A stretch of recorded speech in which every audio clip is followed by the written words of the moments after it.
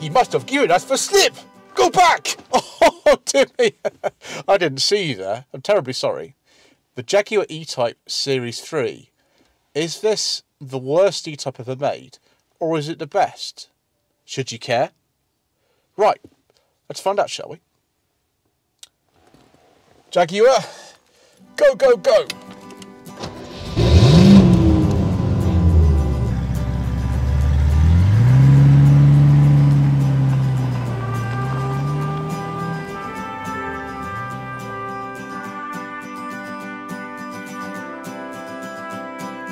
Here we are with anchors tying us to what we'll call home, even if the sight of it has not yet touched our eyes. And here we are and we're together, even if we are apart. And we're together when we're together. Something big is happening among us. It's not as if we don't have to deal with our shortcomings. It's not as if we don't... So welcome to yet another episode of Tweed Jacket Reviews, and this 1972 Jaguar E-Type 5.3 Series 3 2+2. Before we go any further with the Jaguar E-Type, please take a moment to like this video, leave a comment below and subscribe to the channel if you haven't already done so. It really helps us out and allows us to spread the love of tweed jackets all over the internet. So we're no stranger to the E-Type on this channel. 4 years ago, and about 9,000 subscribers ago, I drove a 1966 E-Type 4.2 2+2, which was delightful. Also, strangely enough, on the south coast, and also with an aftermarket 5-speed gearbox, like this one. That wasn't as successful a video as I would have imagined, particularly that was the 1,000 subscriber special. Obviously we've moved on a lot since then, but we're back in a much later car. This is a 1972 model, and it has the 5.3 litre V12 engine, which develops, if you're using the DIN figures, it's about 272 horsepower, or the SAE is 314 horsepower. Strangely enough, this car, despite having an awful lot more cylinders and more capacity, it is not actually that much more powerful or faster. Back in the day when they used to test the 3.8 and 4.2 versions of the E-Type, they would do 0 to 60 in maybe sort of 6-7 seconds, something like that. This isn't that different. Top speed in this, I don't think is even 150. Like the E-Type was known for being able to do 150 miles an hour, with lots of the ones they sent to journalists, which would be a little bit faster than the standard ones. I must say this 5-speed Tremec unit that's in this car is very nice. Actually, this V12 runs really, really smoothly. It's surprisingly easy to drive this, and you get loads and loads of torque and power. You can probably go along this in 4th or 5th if you want to at 30 miles per hour. It's quite comfortable for the roads we're using near Southampton. This road is known for being quite uncomfortable. It just seems to smooth everything out. Got servo assisted disc brakes on all 4 wheels. The rear disc brakes are inboard, and we haven't got a leaf spring in the back. We've got coil sprung suspension, and it feels really good. This is a really well sorted E-Type, this one.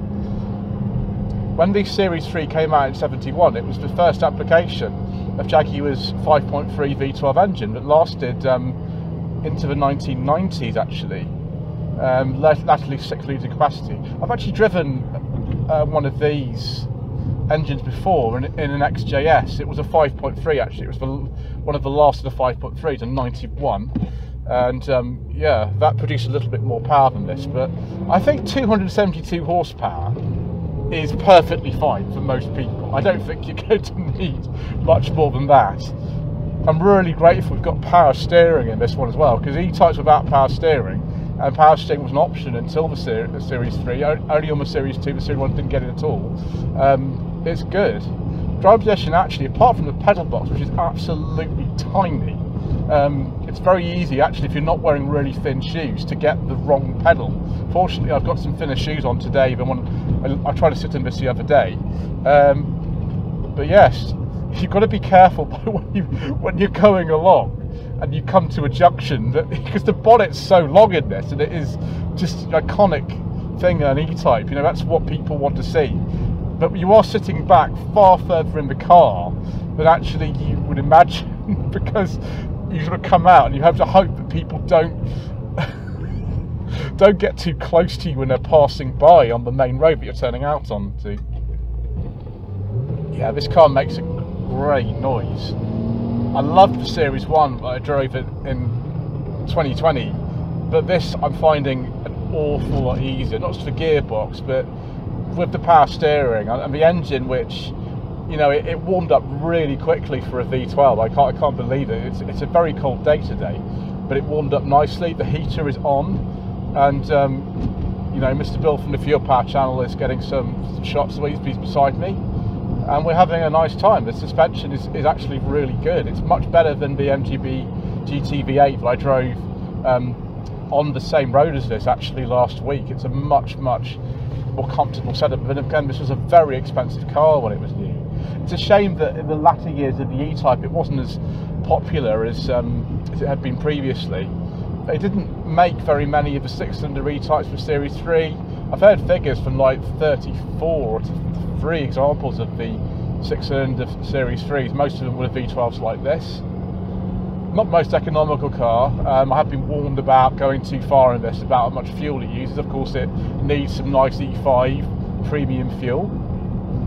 Brakes are really good actually. They're really good. I don't know why the seats seem more comfortable in this. We've actually got provision as well for head restraints if you want them. This car's not got them fitted, but you can have them. The really thin wheel makes it really easy to feel everything that's going on. For a car designed in the late 50s, early 60s, driving position's actually alright actually, apart from these pedals. It's funny that, you know, people ignored these Series 3 E-Types for many years on the classic car market. They weren't as well regarded as the 6-cylinder ones at all. And, you know, I can understand that. The shape isn't as pure. We've got a wider track in this car. The wheels are a bit wider because the wheelbase is longer on all of them than the Series ones, apart from the 2+2. It loses some of that purity of shape that the original cars had. But I'm just finding this a really pleasant experience. It's just so easy to drive this car. You can get used to the pedals, and it's one like this that's in superb condition, but it's running really well. I feel like, you know, Mr. Bill and I just need to take a trip up to Scotland or something like that and go and see where they filmed Skyfall or something like that. It feels like that kind of car. And it's actually really well behaved in traffic as well. I'm really surprised about that. I thought this was going to be a pain, because so many of the older cars that I drive are a pain in traffic. This one just isn't. You can slick the gearbox through it. It's really happy to go at 25 miles an hour in 4th gear. That's no problem. Brakes work really well. They're actually bigger brakes in this than on the Series 2.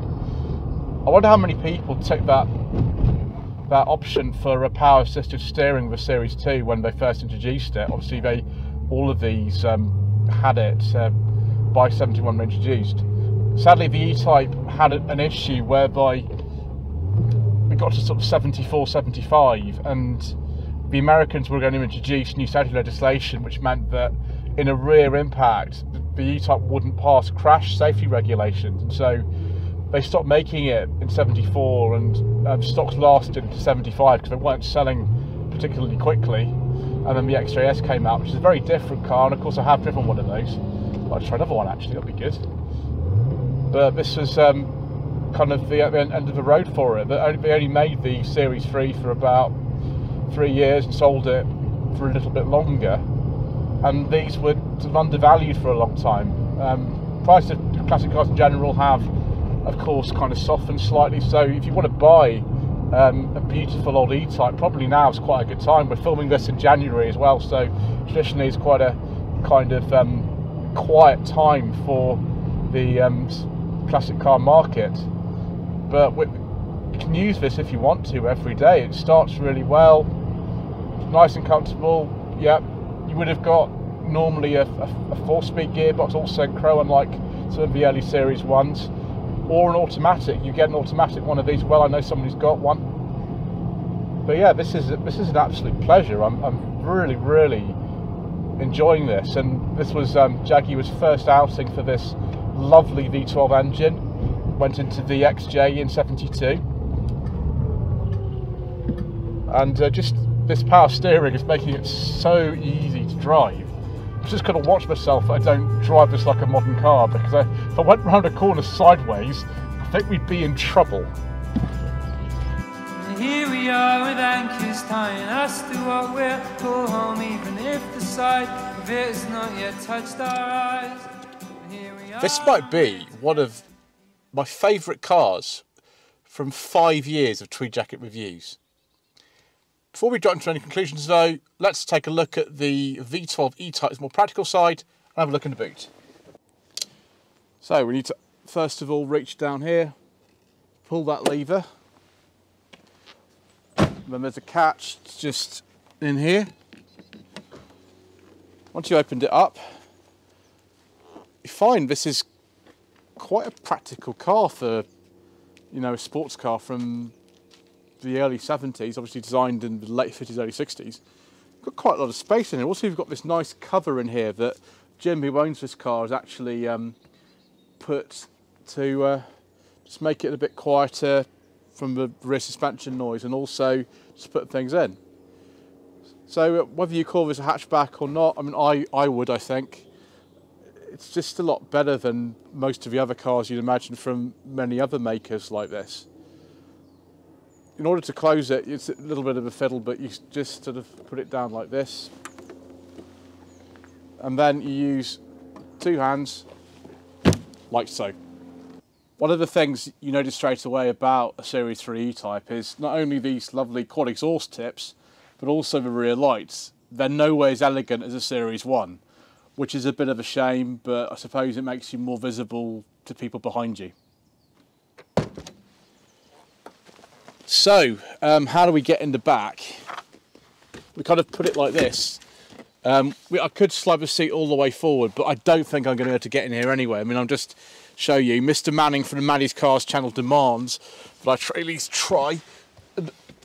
Oh dear, that's bad. Oh, ouch. Gosh, that's more pain than Roger Moore's stunt double in View to a Kill. Mr. Manning, I'm afraid that is what I call an abject failure.